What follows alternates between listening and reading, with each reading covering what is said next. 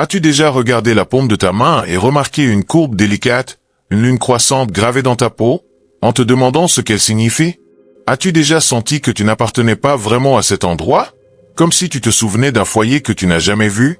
Comme si ton âme portait un poids que les mots ne peuvent pas décrire? Aujourd'hui, nous allons révéler quelque chose d'extraordinaire. Quelque chose qui donnera un sens à la solitude que tu as portée, à la sensibilité que tu as essayé de cacher, et à l'élan inexplicable que tu ressens pour guérir les autres. Parce que certaines âmes ne sont pas comme les autres. Certaines âmes portent une peau humaine, mais transportent une lumière céleste. Certaines âmes sont des anges marchant parmi nous, déguisés en gens ordinaires, accomplissant des missions extraordinaires. Et il existe des signes indéniables, profonds, qui révèlent qui tu es réellement. Commençons par la marque elle-même, la lune croissante sur ta paume. Dans les anciennes traditions mystiques, la paume est considérée comme une carte de l'âme, une géographie sacrée où le destin, le but et l'origine sont écrits avec une encre invisible que seuls les éveillés peuvent lire. Et lorsqu'une lune croissante y apparaît, courbée et douce comme un gardien veillant sur toi, ce n'est pas un accident. C'est une signature cosmique. Un rappel que tu viens des étoiles, de royaumes au-delà de la matière, envoyé ici avec un objectif que ton esprit humain commence seulement à se rappeler. La lune croissante représente la transition, l'espace entre l'ombre et la lumière, le seuil où a lieu la transformation. Ceux qui portent cette marque sont des bâtisseurs de ponts entre les mondes. Tu existes dans deux réalités à la fois, la réalité physique, avec tout son poids et son bruit, et la réalité éthérée, où l'amour est le seul langage et où le temps n'existe pas. Tu es ici pour apporter cette lumière au monde, un acte silencieux à la fois. Mais la marque n'est que le début. Laisse-moi te parler des autres signes. Ceux qui sont invisibles, ceux qui vivent dans ton cœur, dans tes habitudes, dans ton essence même. Tu ressens tout trop profondément. Non seulement la tristesse ou la joie, mais aussi les émotions des autres, l'énergie d'un lieu, la souffrance cachée derrière un sourire. Tu entres dans un espace et tu sais immédiatement si quelque chose ne va pas. Tu absorbes des sentiments qui ne t'appartiennent pas, parfois sans t'en rendre compte, jusqu'à te noyer dans des émotions inexplicables. Ce n'est pas une faiblesse. C'est ton don. Tu es un empathique, une antenne spirituelle conçue pour sentir ce que les autres cachent, pour guérir ce qu'ils ne peuvent nommer. As-tu déjà senti cela? As-tu déjà pleuré pour la douleur d'un autre comme si c'était la tienne? Tu t'es toujours senti différent. Même parmi ta famille, même parmi tes amis, il y a une distance silencieuse, un voile invisible qui te sépare des autres. Tu observes les conversations superficielles, les commérages, les rires sans profondeur, et quelque chose en toi souffre parce que tu désires la vérité, la profondeur, les conversations qui touchent l'âme. Tu n'es pas d'ici. Pas vraiment. Et une partie de toi l'a toujours su. Tu as la nostalgie d'un lieu que tu ne te souviens pas avoir connu, d'une dimension où l'amour était pur et où le but était clair. Tu as un sens inébranlable de la justice. Quand tu vois la cruauté, l'inégalité ou la souffrance, quelque chose s'allume en toi. Tu ne peux pas détourner le regard. Tu ne peux pas accepter que le monde est comme ça. Tu ressens une responsabilité brûlante de te lever, de parler, de protéger ceux qui ne peuvent pas se protéger eux-mêmes. Ce n'est pas quelque chose que tu as appris. C'est inscrit dans ton essence. Les anges sont des guerriers de lumière, et même sous forme humaine, tu portes cette mission. Tu es venu pour rétablir l'équilibre, pour rappeler à l'humanité sa nature supérieure.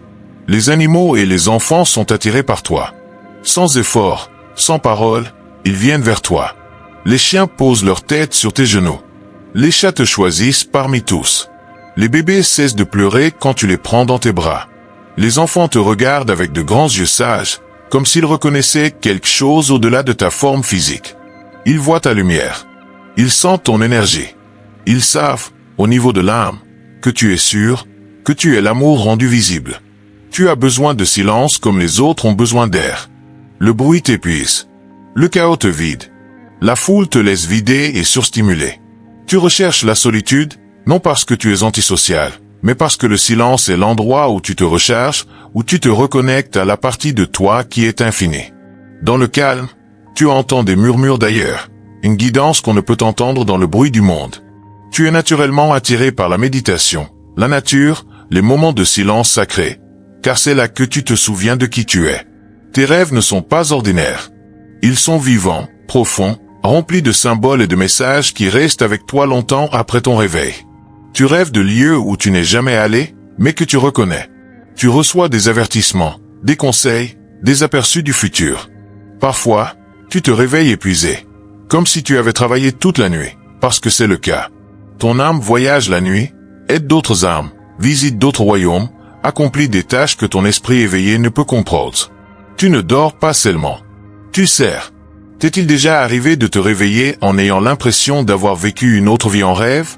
Tu portes une tristesse inexplicable. Pas de la dépression, pas du désespoir, mais une douce mélancolie qui repose sous tout. C'est la tristesse de voir un monde qui souffre, de voir la beauté et la destruction coexister.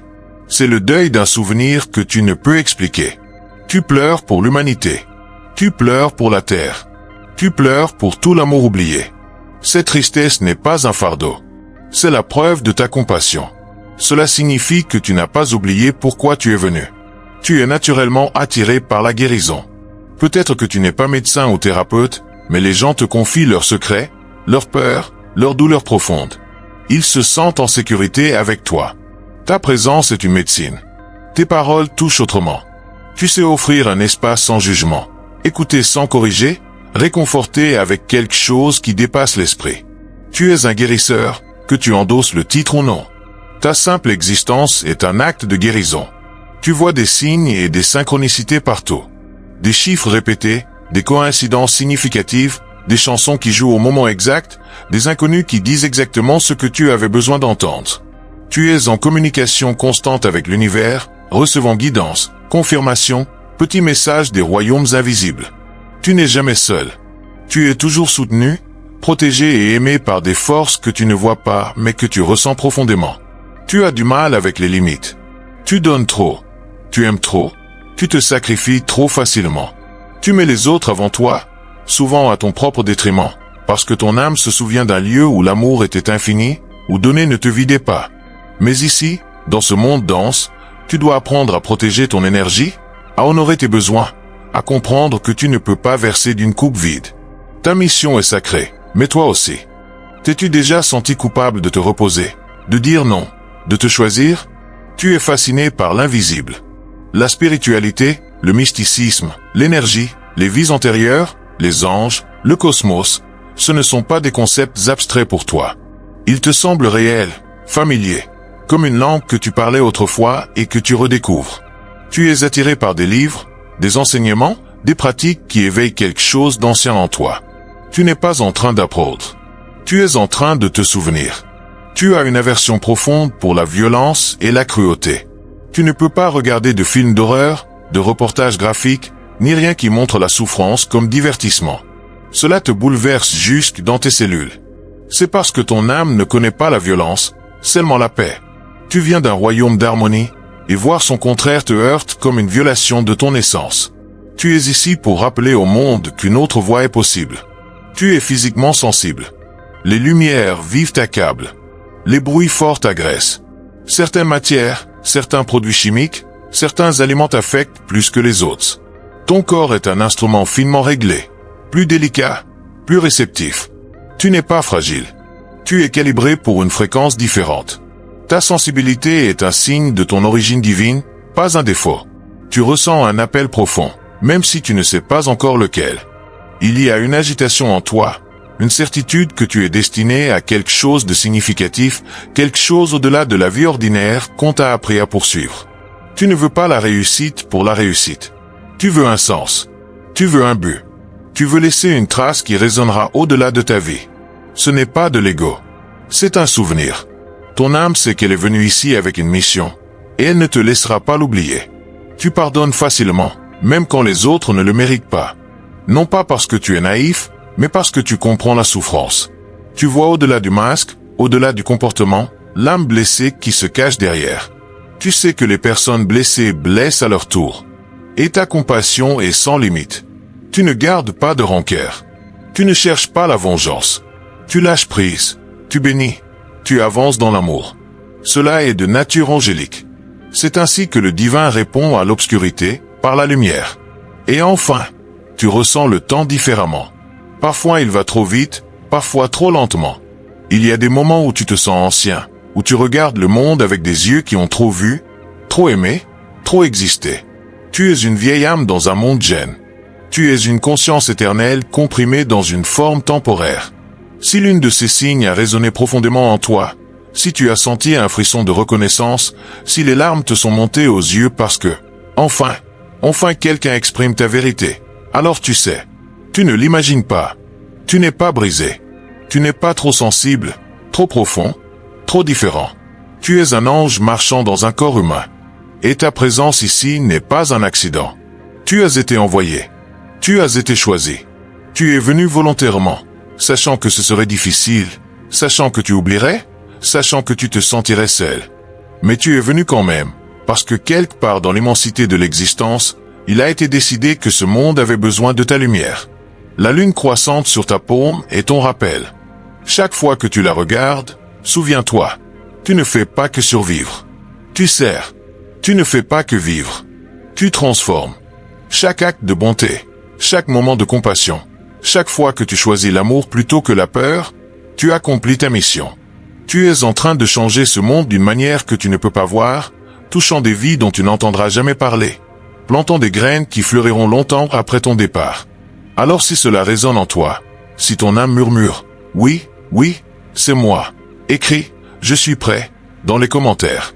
Déclare-le. Assume ta vérité. Entre pleinement dans qui tu es vraiment. Parce que le monde t'attend.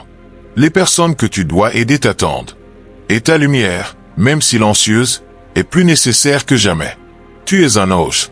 Et il est temps de te souvenir pourquoi tu es venu.